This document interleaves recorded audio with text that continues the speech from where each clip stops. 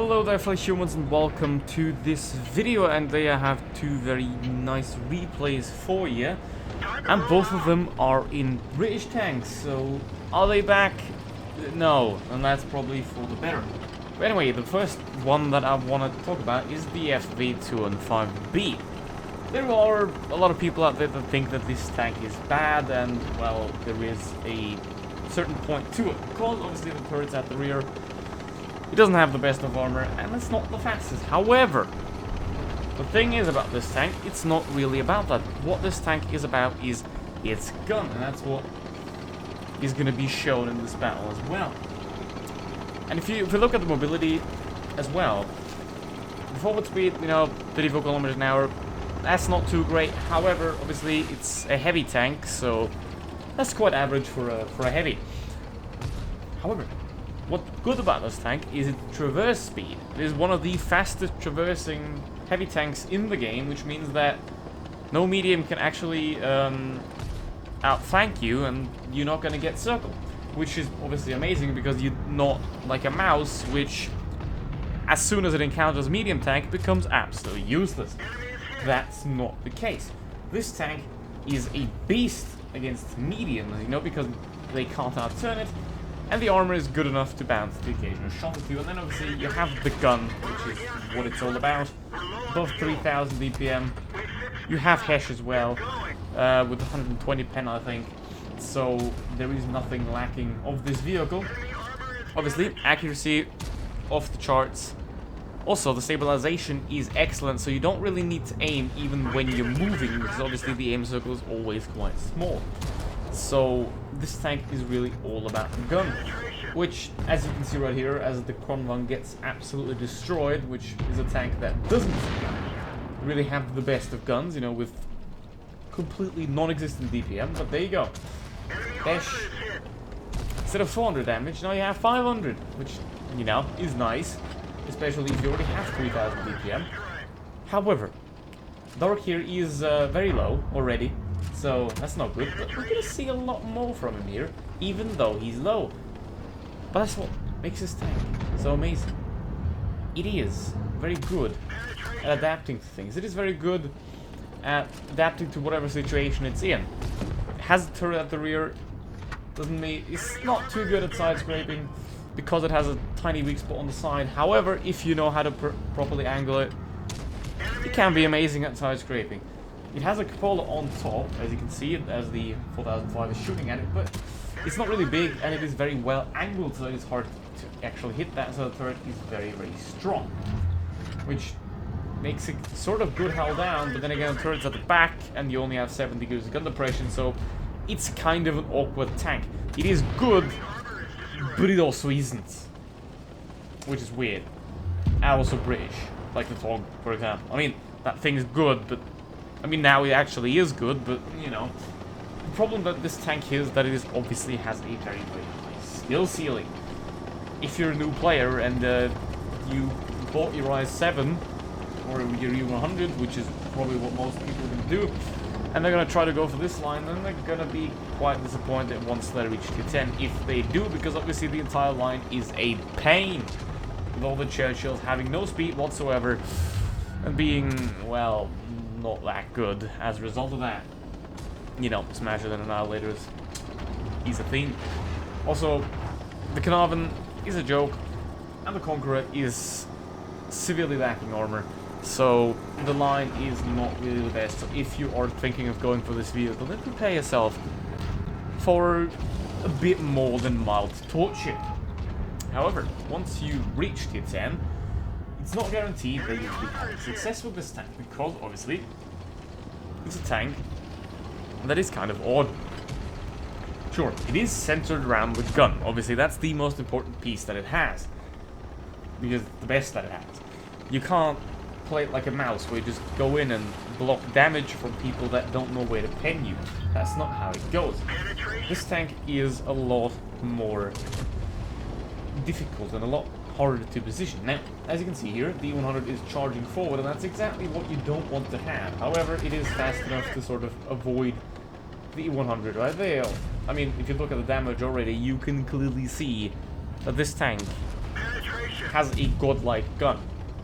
There is nothing that can rival this gun, not even the E5, not even the Chieftain. This gun is just the best at tier 10, without a doubt. You know, sure you might say like, but the 183 exists. No, a good gun is a gun that is capable of doing everything. You know, good DPM, good accuracy, good pen, good damage, all that kind of stuff. And that's what this tank has, and that's how you get 8,000 damage, you know, in this thing. Because it is good. However, if you're a bad player, stay away from it. And another tank that you should certainly stay away from if you're a bad player is the Vickers CR. Because it is a light tank, obviously, and since light tanks are never new player friendly, because obviously if you're a new player, you're gonna make a lot of mistakes. And if you make a lot of mistakes, then you're gonna get shot a lot, and it has no armor, so it doesn't really forgive a lot of mistakes. Well, it has some armor, it has a pretty decent gun map, but other than that, it's not really there. It's more of a medium tank than a light tank, actually. It's more of a medium tank than Leopard PTA, anyway.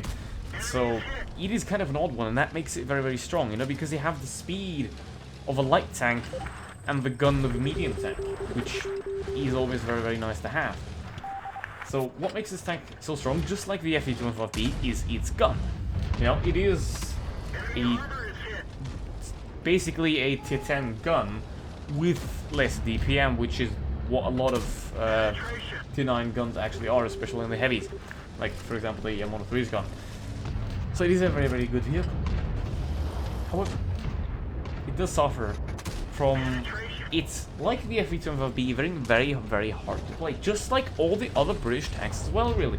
There isn't really one British tank that's normal. There's not really one British tank that plays like anything else. Well, except stuff like the Chieftain T95 or the Super Conqueror, but those are just copies of tanks that already exist, so you get it. So, that's the point. If you're new, stay away from British tanks at all costs. If you're good, go for them, because you can do stuff like this. Now, obviously, he's playing the island here, and that is very good. Obviously, you kind of want to take the flank, you know, in a light tank. You don't want to be the one that is taking the damage, obviously, because, I mean, you should know that at this point. But as a light tank, you're not going to spot anything because the maps are so small, everyone can see everything. Maybe you have like the first 10 seconds where you can spot something and then that job is done. But what you have to do as a light tank is basically you play the extremities of the maps and you find gaps in the enemy defenses and you go through there and then cause damage into their side. Sounds reasonable, right? Well, the problem with that is obviously you have to know what you're doing, because there is nothing worse than a bad light tank player. You know, because a bad tank destroyer player is going to camp anyway, and that's what most of them do. A bad heavy player is going to at least do something, but bad light tank player is not going to do anything. They're probably going to YOLO and die. And that's not how these tanks are supposed to be played, especially not in Blitz, because in Blitz, light tanks aren't really for spotting. If you have a spotting light tank, they're not very good. Because obviously, what is there to spot? The maps are like 600 by 600 meters and the range is 300 meters. So you can essentially see everything after 10 seconds. So obviously, a light tank then is to cause confusion, which is what he's doing right here. He's playing the island very well, getting shots, not getting shot back, you know. You have to time when you peek and when you don't peek. That's what your good player do, you know, so well done. And now, Jack Tiger.